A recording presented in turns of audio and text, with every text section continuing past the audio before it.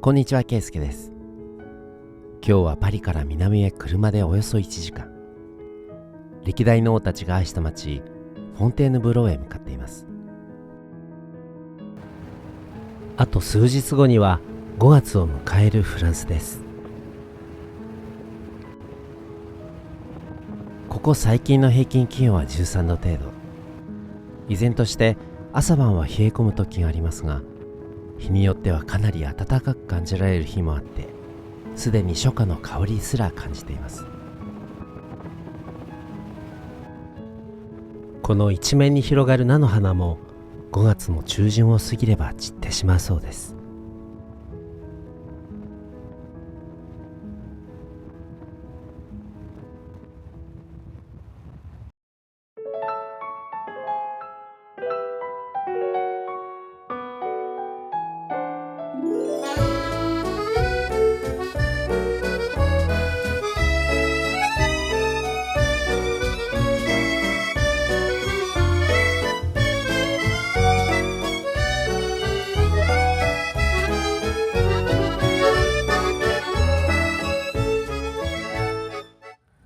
今回は早々に有料の駐車場に車を止めました。最初街中に止めようと思ったんですけど、なんかそっちの方が高くつきそうで、街はあっちかな。石畳が結構大きいです。今日気温はそんな高くなくて、今12度でしたね。携帯見たら日中20度ぐらいまで上がるみたいですけど、ちょっと T シャツだと寒い感じです。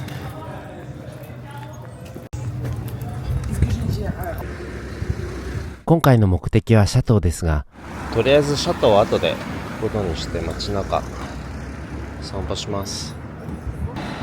サブロン通りって書いてあります。商店街ですかね。まっすぐ行きます。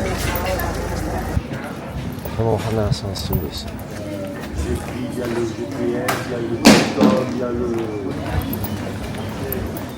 商店街と思われる石畳の道には地元のお花屋さんやカフェが並び、落ち着いた街並みです。これお花屋さん、ほら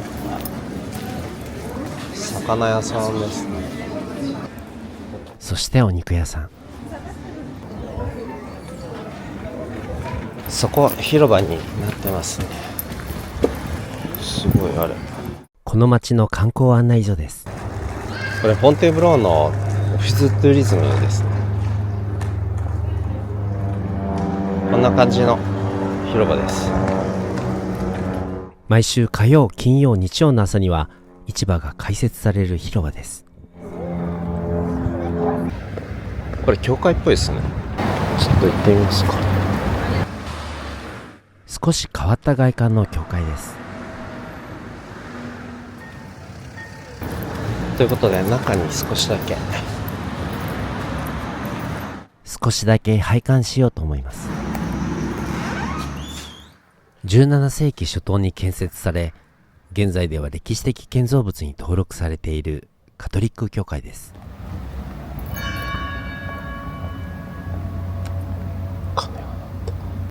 当時フォンテーヌブローの住民は近隣の町にある教会まで足を運んでミサに参加していました。ところがこの地に王室の狩猟公園の囲いが作られたことで、人々の移動が不便になり、地元に教会の設置が望まれたようです。1868年に拡張工事が完了し、建物はよりモニュメンタルな雰囲気を帯びるようになりました。これはナポレオン3世がしばしばフォンテーヌブロー城に訪れたことも関係しており、町に王侯風の風格を与えたいという意図があったようです。教会の内部は外観の重厚さに対して比較的明るく開放的な作りになっています。石造アーチ、モザイクの床、そして礼拝堂ごとに異なる装飾様式が特徴的です。教会は複数の礼拝空間で構成され、それぞれに歴史的価値の高い宗教芸術作品が収められています。内部装飾については17世紀の初期バロック様式から19世紀の帝政様式まで、フランス宗教建築の変遷を一つの教会で見ることができる貴重な例と言えます。ということで出ます。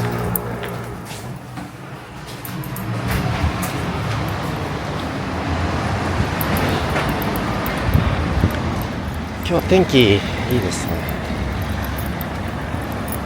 ここにも立派な建物があります。こちらにも立派な建物が。この町の市庁舎です。こちらがフォンテンブローの市庁舎です。市庁舎は単なる行政機関としてだけではなく、帝政期を含む歴史的な町並みの一部として町の観光資産の一つになっています。あそこに小さな噴水が見えています。噴水がある。おお、季節だから随分暖かくなっているので花も結構咲いてます。チューリップとパンジーが咲いてますね。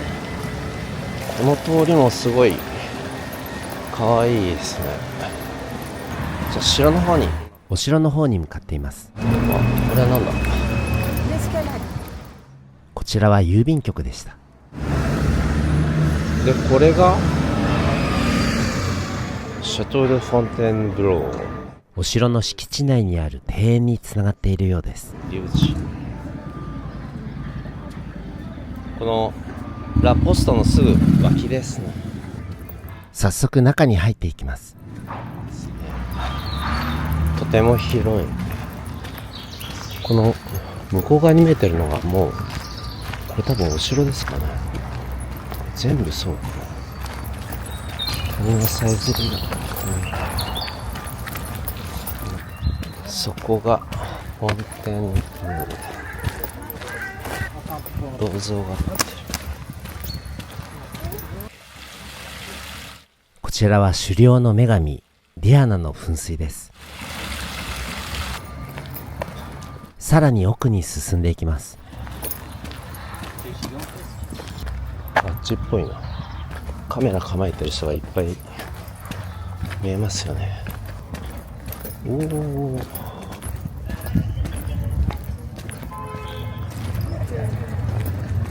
ォンテーヌブロー城の正面です。この左右対称の流線型階段は、その形状から蹄鉄階段と呼ばれているそうです。この城正面の広場はこんな感じです。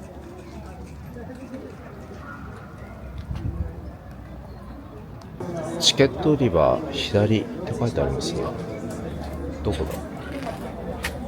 こっちか。チケットここで買えるのかな。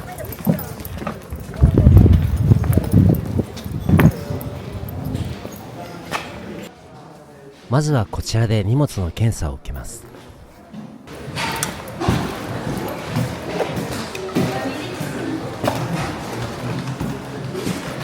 入場券はこちらの券売機で購入ができるようです。オートマチックに買えるようになります。ということで買いました。14ユーロですね。で、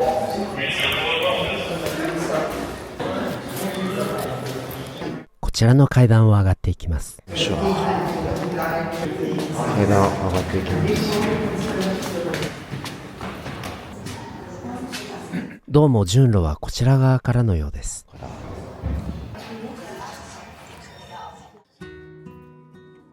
800年以上にわたり王と皇帝が暮らしたフォンテーヌブロー城は、フランスで最も豊かな史料的価値を持つ宮殿の一つで、生きた博物館とも呼ばれています。その内部には王室の生活空間、儀礼空間、装飾芸術、そしてナポレオンゆかりの品々など多彩な展示物が残されています。それではその展示品の数々をご覧ください。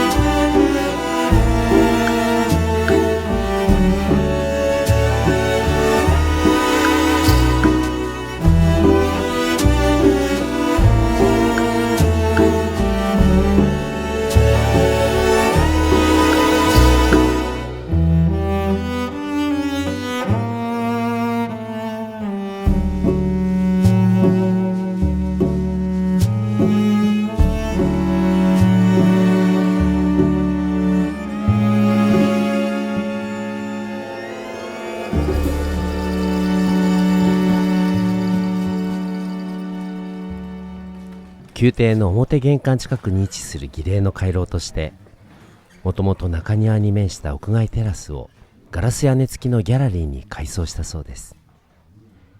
この回廊の天井には21点の神話画が、そして壁面の木彫パネルにはフランス王家の歴史や王家ゆかりの風景が絵付けされた128枚のセーブル製の飾り皿が収まっています。それでは引き続きシャトーの内部をご覧ください。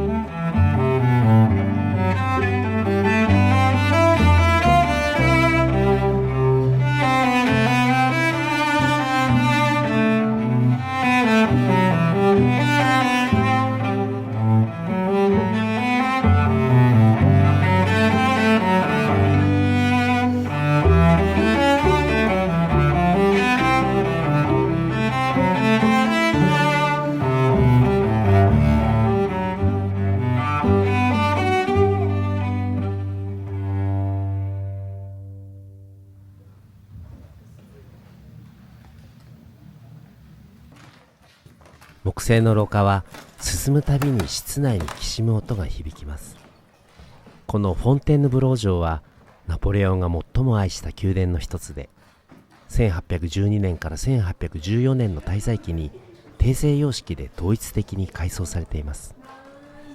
真紅と金を基調にした壁装と織物、月桂樹、和紙、鉢、そして N のモノグラムなど権力を象徴するモチーフは来訪者に帝政の威厳を即座に印象づける帝政様式の典型です。フォンテーヌブロー城はまだまだ続きます。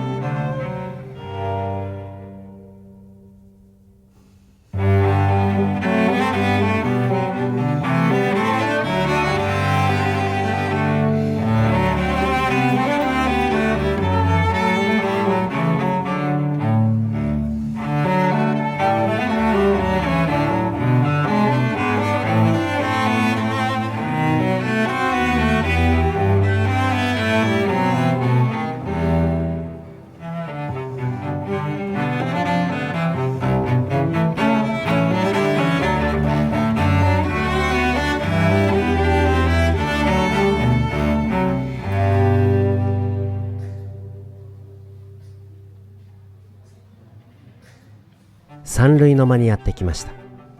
その名前の通り、中世で最も有名な君主、ルイ9世、聖ルイの記憶を今に伝えています。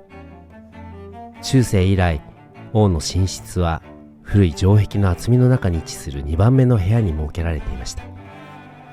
17世紀に寝室が別の場所に移された後、この部屋は君主との謁見を待つための控室とされました。ルイ・フィリップの要望により、回廊の反対側にはアンリ4世の大理石の騎馬像が16世紀末の巨大な暖炉とともに王の居室入り口に設置されています。これはルイ・フィリップが最も愛された王である祖先アンリ4世への敬意を表したものです。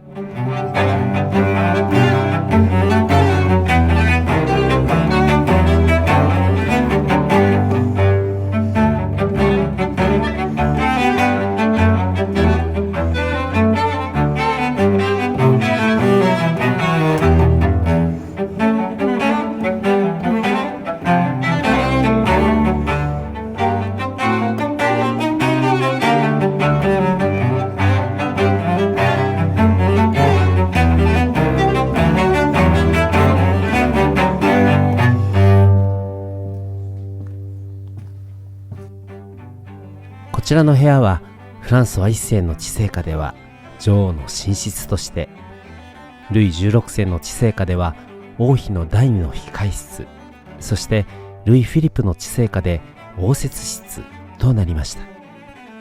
19世紀に設置された2つの家具は当時のパリの典型的な書斎用キャビネットです。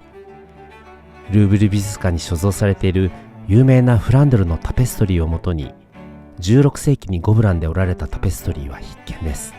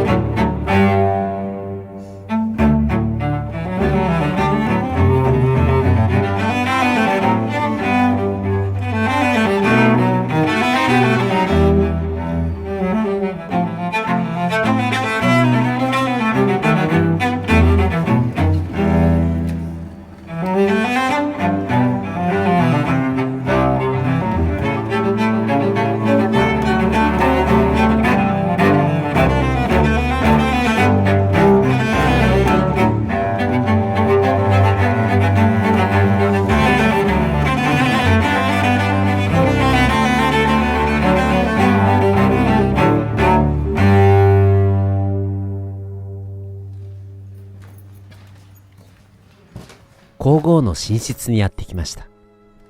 アンリ4世の妻、王妃マリー・ド・メディシスから皇后ウジェニーまで、フランスの女性君主がこの部屋を使用しました。現在の装飾はさまざまな時代に由来しています。16世紀に施された金箔を施した木製の天井に皇后ジョセフィーヌが使用した家具、扉と扉の上部、そしてベッドはマリー・アントワネットのために制作されましたが、結局彼女がベッドを使用することはありませんでした。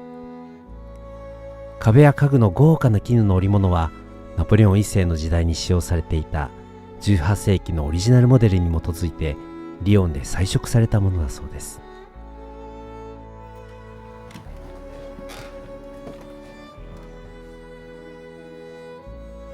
まだまだ続く城内です。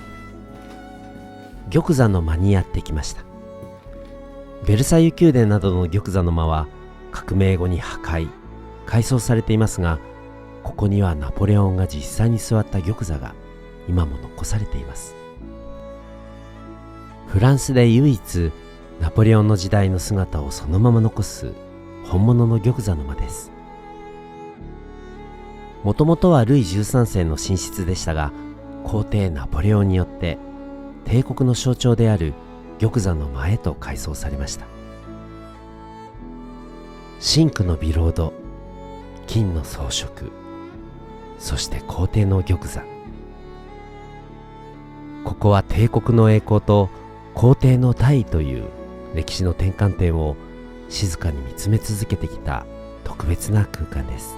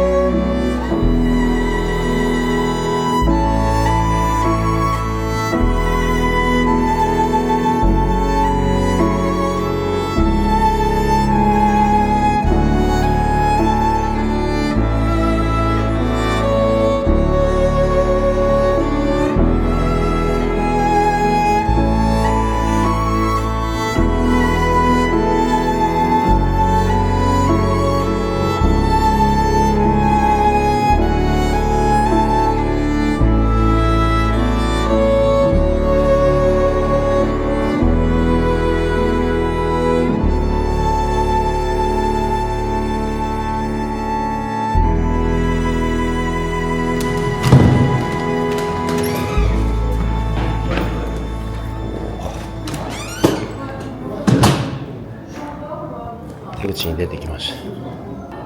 庭が見えますね。これでおしまいかな。ちょっと庭の方に行きますか。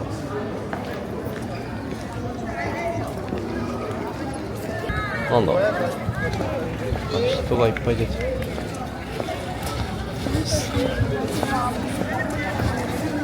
石畳に吸ってるけど汚れちゃわないのかな。子供たちが写真撮りに今庭の方に向かってます。見えた庭の方です。これ中庭なのかな。今日天気がいいからなおさら綺麗ですね。あそこに見えるのが獅子に見える。ちょっと見ますよ。風が少しあるかな。ほら、池の方に向かってます。おお、すごい広いなここ。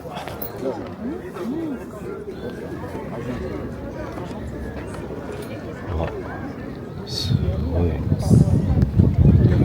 魚が、鯉がいる。このお城相当大きいですね。かなり。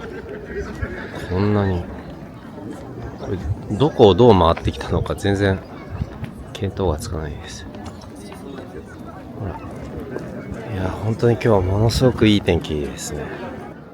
なんか本当これから今パリに戻ってライブ配信しようと思ってるんですけど、ちょっと時間があまりにも、とりあえず出ます。もう相当広いですねここで。敷地がかなり、もうずっとこれ、向こうまで全部敷地だ。これあんなにある。あそこまであるんだ。これもっと向こうまでありません、感じが。いやー、こんなに大きいと思わなかった。こんなに広い。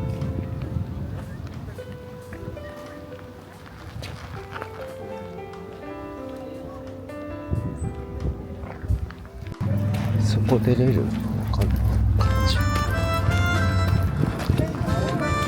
そこでいいじゃん。ベンチだ。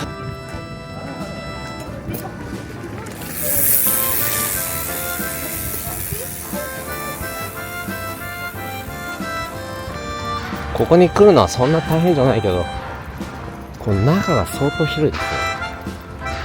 僕今これでお城の外出ました。気温は結構上がりました。ということで今回はパリから1時間程度で行ける街フォンテンヌブローをお城を中心にご紹介いたしました。今後の皆さんのパリ旅行の参考になれば幸いです。ご感想お待ちしています。ということで明日もいい日になるといいですよね。それではまた。